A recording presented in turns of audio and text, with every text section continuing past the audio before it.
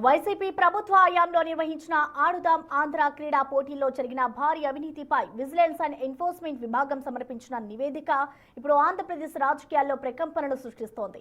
ఈ స్కామ్ లో మాజీ మంత్రి రోజా, శాప్ మాజీ చైర్మన్ బైరెడ్డి సిద్ధార్థారెడ్డిలకు ఉచ్చు బిగిస్తోంది.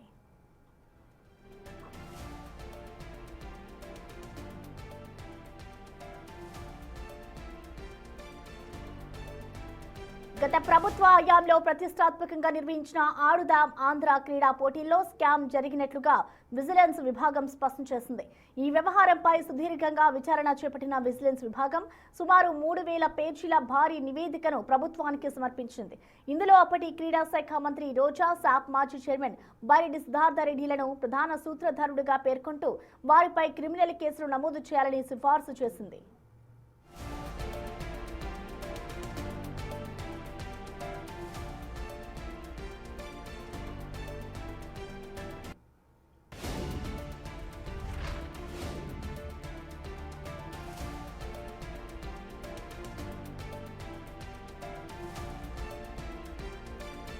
విజిలెన్స్ అధికారులు రాష్ట్ర వ్యాప్తంగా 600కి పైగా ప్రాంతాల్లో విచారణ జరిపి నివేదికను రూపొందించారు.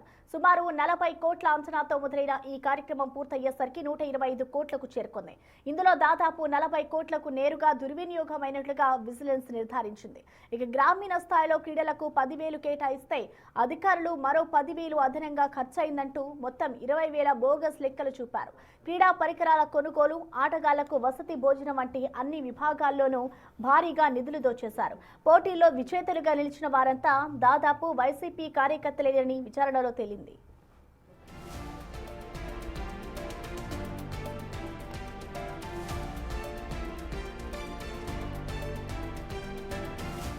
కేవలం రాజకీయ నేతలే కాకుండా అవినీతికి సహకరించిన అధికారులపైన విజిలెన్స్ కొరడా జులిపించింది. శాప్ ఇన్ఛార్జ్ ఎండీ హర్షవర్ధన్ పై క్రమశిక్షణ చర్యలకు నివేదిక సిఫార్సు చేసింది. వీరితో పాటు ఐఏఎస్ అధికారులు సురేష్ కుమార్, ధ్యాన్ చంద్, రిటైర్డ్ ఐఏఎస్ వాణి మోహన్లపై కూడా చర్యలు తీసుకోవాలని సూచించింది. ఇక శాప్లోని ఐటీ విభాగం సిబ్బంది ఈ అవినీతికి పూర్తిగా సహకరించినట్లుగా నివేదిక స్పష్టం చేసింది. ఈ విజిలెన్స్ నివేదిక ఆధారంగా ప్రభుత్వం ఈ కేసును ఏసీబీ, సిఐడికి అప్పగించే ఆలోచనలో ఉన్నట్లుగా తెలుస్తోంది. త్వరలోనే అధికారికంగా కేసులు నమోదు చేసి అరెస్టు చేసే దిశగా ప్రభుత్వం కసరత్తు చేస్తోంది.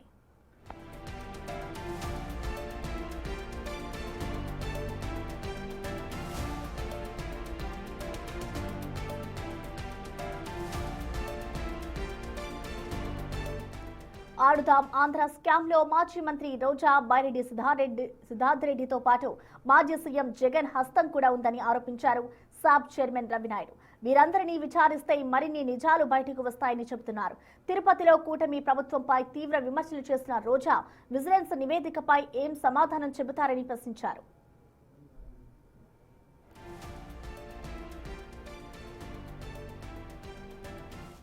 పేజీలతో నివేదిక వస్తుందని చెప్పి మీడియా సోదరులు అంటున్నారు. ఏ తప్పు చేయకుండానే 3000 పేజీలతో నివేదిక ఎక్కడైనా వస్తుందా అని అడుగుతున్నా.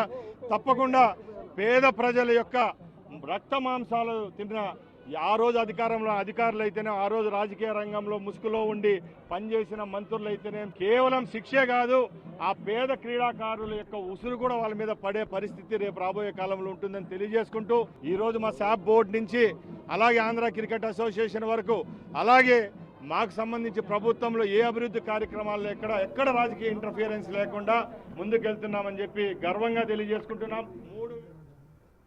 ఆడుదాం ఆంధ్ర స్కామ్ పై ఏపీ క్రీడా శాఖ మంత్రి రాంప్రసాద్ రెడ్డి తీవ్రంగా స్పందించారు. 3000 పేజీల నివేదిక వచ్చిందంటేనే పేద క్రీడాకారుల పొట్ట ఎంతలా కొట్టారో అర్థమవుతుందన్నారు. తప్పు చేసినా ఎవరిని వదిలిపెట్టమని, ప్రతి ఒక్కరికి శిక్ష పడుతుందని ఆయన స్పష్టం చేశారు.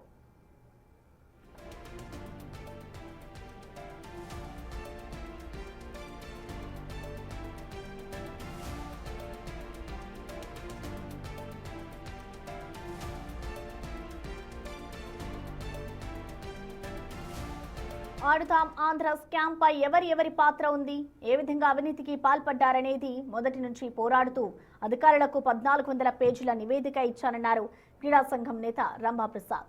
అప్పటి మంత్రి రోజా, అప్పటి శాప్ చైర్మన్ బైరెడ్డి సిద్ధార్థరెడ్డి కాదని ఐఏఎస్లు డిఎస్డిఓలు పాత్ర ఉందని ఆరోపించారు.